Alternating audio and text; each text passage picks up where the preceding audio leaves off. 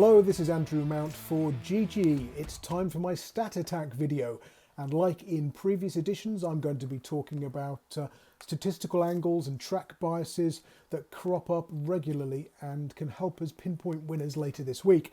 I'm going to be looking at 4 tracks from Wednesday through to Saturday, and the first one I want to start with is Wolverhampton on Wednesday.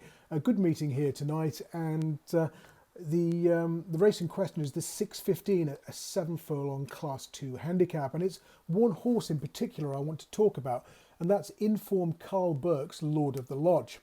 Now, Lord of the Lodge was well held here on Boxing Day, finishing 4th of 6 in a Class 2 conditions contest, but that was his first run since July and probably would have been needed. Now, more importantly, he'd had a wind operation since that last run. Now, Carl Burke, since wind ops had to be declared in January 2018, is 0 from 33 with his first time wind op runners. But if you back them second time after the surgery, you would have made a profit, albeit a small profit of just £3 with 3 winners from 27 runners. But it still gives a little bit of weight to the case that Lord of the Lodge would have needed that run last time out.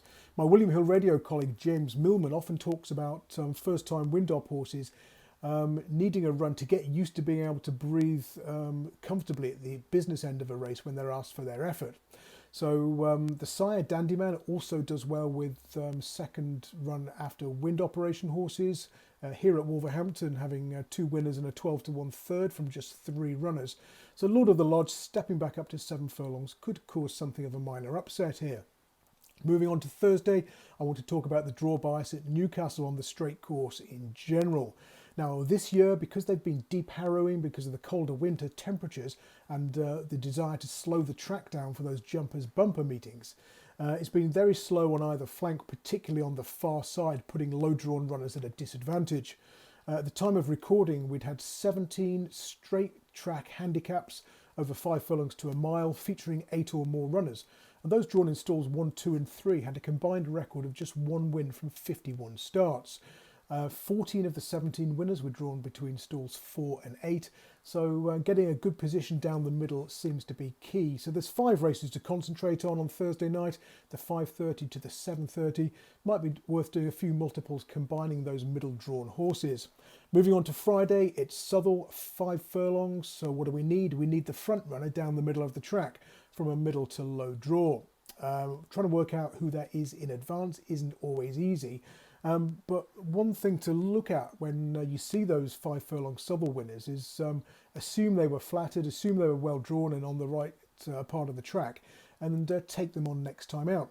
Since racing resumed in June of last year, we've had 47 5 furlong Southwell winners, and only 5 of the 47 followed up next time. Now, the prices those went off at suggest we should have had 9 winners rather than 5, so that's statistically significant. So the one I want to oppose in the 5 furlong handicap tonight is Black Currant, who was beautifully drawn in the middle in stall 5 when winning here on Sunday at 11-1 making all. Again, if you look at those 5 furlong Southwell races, stop the race after 50 or 100 yards, it's amazing how many times the winner is in front at that point and stays there. So Blackcurrant, he could try to make the running again, but I'm guessing he was flattered and didn't get pressed for the lead and will be vulnerable at a short price. Moving on to Saturday, the big race of the week, it's the Betfair Hurdle at Newbury, weather permitting. Now, some interesting stats associated with this race, namely side with the young horses. Now, in the last 10 years, those aged 7 or older are no wins from 80 starts. That's got to be significant. 5 and 6 year olds have done best. And a simple system is to only back the 5 and 6 year olds who'd had a relatively recent run within the last 6 weeks and had finished in the top 6 on their latest outing. Now, if we'd followed that in the last 10 years, 6 winners from 44 runners and a profit of £77 to a £1 level stake.